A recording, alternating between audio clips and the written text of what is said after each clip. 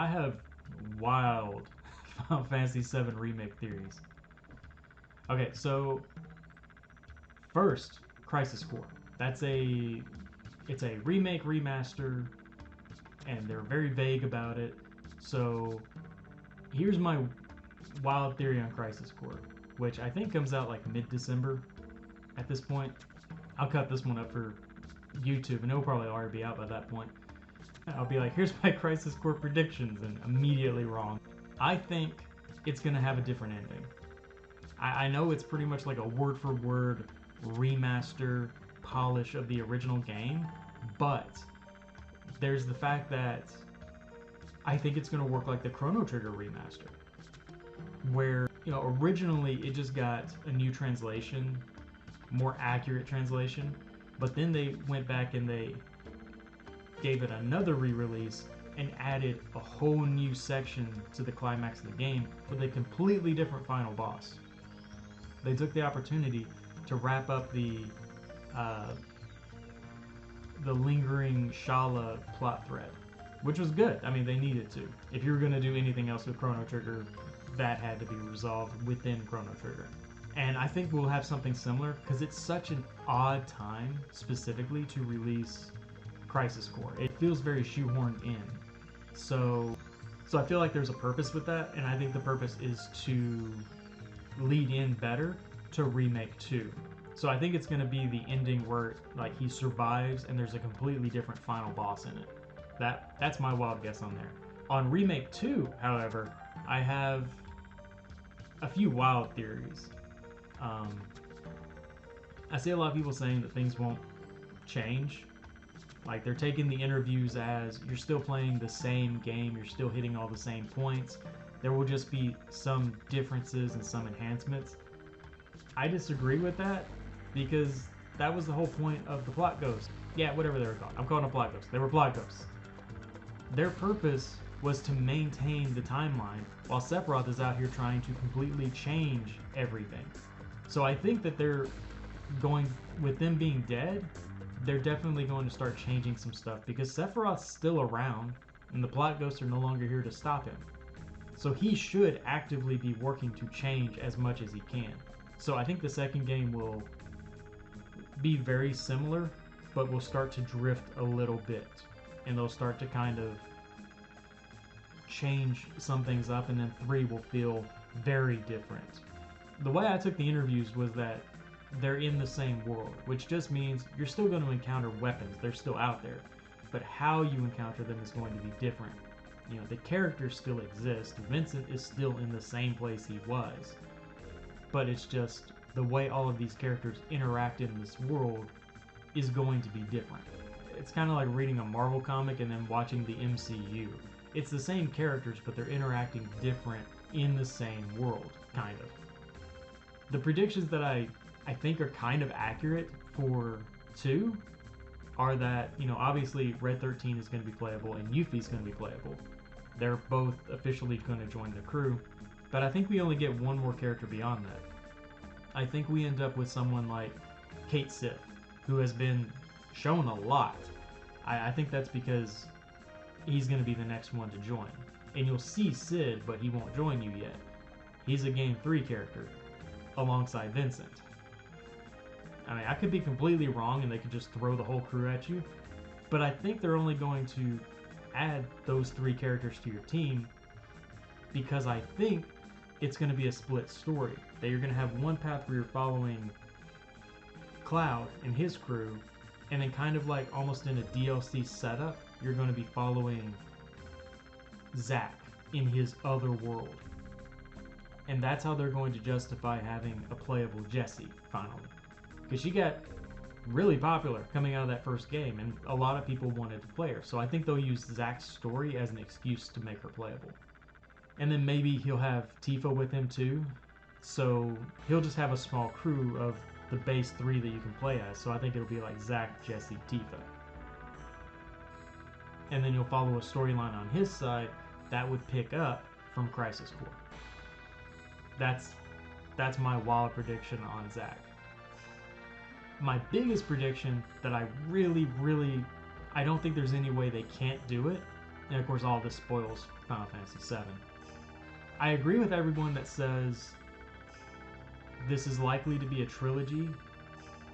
The second one is going to end at the point where they are at their lowest. You know, like people are in jail, people are presumed dead. I definitely think it's going to end around that point, except I think it's going to be a little different. The biggest one being, I don't think Aerith dies. I think that's where the second game culminates, is where she should die. Like, that's the big climatic point, and then we get the rest of the stuff afterwards that finishes the game off. I legitimately think that this future Sephiroth that we were seeing all throughout the first game, I think he saves her. I legitimately believe that that's what's going to happen, because he knows that if she dies, he loses. So I think they build up to the same moment, and then future Sephiroth is the one that actually stops her from dying. He prevents modern, current Sephiroth from killing her. And then the two of them do like a Dragon Ball Z fusion dance and merge together into like, I don't know, perfect Sephiroth. And so you can still end with them at a low point, them in a losing point. Aerith is still alive, she hasn't merged with the Earth. Some of the crew can still be in jail. Sephiroth is stronger than ever, and Meteor is on its way, and they have no way of stopping it. And maybe even ends with that the actual active crew itself is completely defeated. So then, yes, they've lost before Game 3 even happens. It's the same scenario, but it's different enough that it would throw everybody off.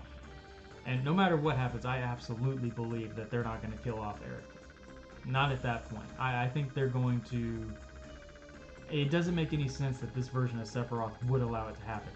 He's post-Advent Children. He would definitely know that her dying is specifically the key thing that makes sure that he loses. So I think he would prevent it. And that would also keep Aerith playable going into the third game. And then in the third game, this is where it gets like really crazy. I have no basis for any of this, but I just think it would be interesting. I think that she eventually realizes that there is no other option, and she has to merge with the Earth, with the life stream. And so she works out some way to do that towards the end of the game before you go into like your final battle. Now the final battle, this is just me. I think this would be really cool if they did this. I think it would be cool in the original game, you have was it Ultimate Sephiroth, I think? The Ascended form that you put together 3 different teams, and then you could, if you wanted to, swap between them and battle Sephiroth, or you can just stay with the one. I think it would be cool if the third game was also about each of these worlds converging kind of onto one another, and then it kind of follows the pattern of the first remake. You know, where Sephiroth shows up and Cloud fights him one-on-one and then different people join. Kind of something like that, where this perfect Sephiroth, this fused version of him, shows up and he fights against Cloud, but also Zack, and a heroic version of Sephiroth. Because somewhere out there would have to be one. And if you're doing like a multiverse storyline where Zack is alive but he's in a different timeline, like come on, you gotta have a hero Sephiroth out there somewhere too. So all 3 of them team up and fight this fused Sephiroth, and then he transforms into his ultimate form, his ascended form, and then they split. And so you have one group led by Cloud, him and his team, another group led by Zack, and then a third group over here led by Sephiroth. And then they can either make you jump between the teams to accomplish specific victories, or give you the option, you know, because it could be like maybe he's projecting down like Sephiroth, and maybe somehow Genesis is involved. Maybe he fuses too. Maybe it's just a smorgasbord of villains right there at the end. I don't know. I think it would be interesting if they found a way to get you to play all three of those characters and then let them lead like their own crews off to the side. I think that would just be a cool ending. I have no idea how you wrap it up after that, but that's just the final battle that I personally would like to see. But all of that's mostly just uninformed guesswork at best. Final Fantasy VII was never my game. I mean, it was fine, but it's kind of like the RPG that I grew up on, that I fell in love with. That was Chrono Trigger. You know, Chrono Trigger is the game that I know inside and out. That I could probably 100% without having to double check where specific things are. Actually, I think I did a few years ago. I think I might have had to look up where one thing was. I always forget where they hide Magus's ultimate armor and weapons. I got it for everybody else, and I can usually do a deathless run. Although I've been playing the Steam version, it hasn't been going as well. Like, they upped the difficulty and they reduced how fast you progress. So it's taken me a lot longer to unlock new techs. Like, it's actually taken a little bit of grinding just to try to get to where I was in past playthroughs on the original game. If there was ever a game that I went out of my way to make sure that I could play on stream, you know, because I play some stuff, but I don't really do a lot. But if there was something that was like, oh yeah, I'm gonna get a new computer, I'm gonna get whatever system I need, I'm gonna set it up, and I'm gonna make it work, it would be Chrono Trigger Remake. That was my game. I don't have a PlayStation, and I would absolutely go out of my way to get one just because of Chrono Trigger Remake, which I think is definitely on their list. Final Fantasy VII Remake 2 is definitely going to be bringing in team-up moves. It's going to have basically dual techs. I assume they'll do it something like the way dual techs were lined up in the original game, in the original Chrono Trigger, where it's just you wait till two people are available and then you select the ability in the menu. I mean, they could also do it to where if you just, within a specific time frame, select the right abilities from different characters, they just automatically team up. You know, Ice and Slash being hit within a few seconds of each other triggers Ice Sword, you know, something like that. But I think they'll just take the route of like, it's on the list and you just pay it down. Which actually, on that, for Chrono Trigger Remake, you could make the triple techs. You could line them up the same way that they do summons in Final Fantasy VII, where it builds over a period of time, and then you hit it and trigger a full cinematic where the ability takes effect, and then it can reset and start building up again. I know summons only get used once per battle, but you could absolutely just let triple techs keep going. They're just such a slow build is all. If I was to guess on a Chrono Trigger Remake, I think they could do it easily in 2 games. It's a much shorter game than I think Final Fantasy VII was, because you can do everything in the game, take your time, unlock every ability, get all of your weapons, all the correct cutscenes, everything in like 24-25 hours for Chrono Trigger. And I want to say the original Final Fantasy VII was about 40 hours. So yeah, you could, there's not a whole lot that needs a ton of fleshing out, but you could still add stuff in the first game with Magus, and then build to Lavos in the second game. You can even save Isla for a second game. And I know there's a lot of love for Shala too, so you could make her playable in the second game. And then you've got 3 characters being saved to game 2, while 5 are unlocked in the first one. Chrono, Marl, Luca, Frog, and Robo. Like, that's your first game crew. And you can still follow the same rules of time travel. Only 3 people can go through a gateway at a time.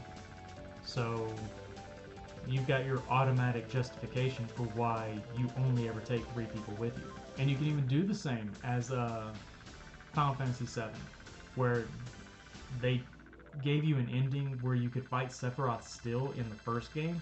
They can give you a fight with Lavos. At the end of Chrono Trigger Remake 1, they could easily give you a fight with Lavos. Like, after that battle with Magus, it's a Lavos portal that opens up. It's him summoning Lavos. So you could easily go into the portal, fight him, and then get, I don't know, dumped out in the past, I don't know how far they'd want to go with it. And then you can just expand on some details a little bit. And the second game can still have everyone's side quests. You pick up Isla. Because that is, like, after Magus, it's very much a style shift in the game. It's like a medieval classic RPG in the first half. But after Magus, it's very sci-fi. Like 12,000 BC is, pure magic, a lot of tech. It's very sci-fi fantasy by that point. So it does feel like a different game, and then you're also going to the apocalypse portion of dealing with Lavos himself. You can make certain things more prominent, and then they added all of that extra stuff into the remaster with the whole new ending. They could take that route too. It's all possible. I think it's coming up. I do. I don't know how long they'll wait to announce it. I feel like it could be around the time of like Final Fantasy VII Remake 3 that they go, oh hey, we're going to go ahead and do Chrono Trigger 2. Or that could be very soon after the release of Remake 2. I think it's highly possible that that's part of why they're adding the team up moves into Remake 2, is to kind of test the waters for doing a Chrono Trigger remake and seeing how easily doing things like dual text would be. So I think it's in the pipeline, but I wouldn't be surprised if it's like 2030 before Chrono Trigger ever sees the light of day. And by that point, I do not see me streaming anything. Yeah, Chrono Trigger is a figure set that I still need to make. They're on the list, the whole team. I've already done all the Final Fantasy VII guys, except Sephiroth. I still need to make a Sephiroth, and I still need to go back and do a different version of Cloud. I think that's it. I think I've done everybody else. And then Chrono Trigger, I got to do the whole crew. Yeah, Lavos, just make a big diorama piece for Lavos. Yeah, it's an interesting idea. I don't think I'll do it though. But yeah, those are just random ideas. I'm not as well educated on Final Fantasy VII, but I do think it's, as much as I hate doing predictions, I think it can be fun from time to time. And yeah, I absolutely want to see a Chrono Trigger remake. Yeah.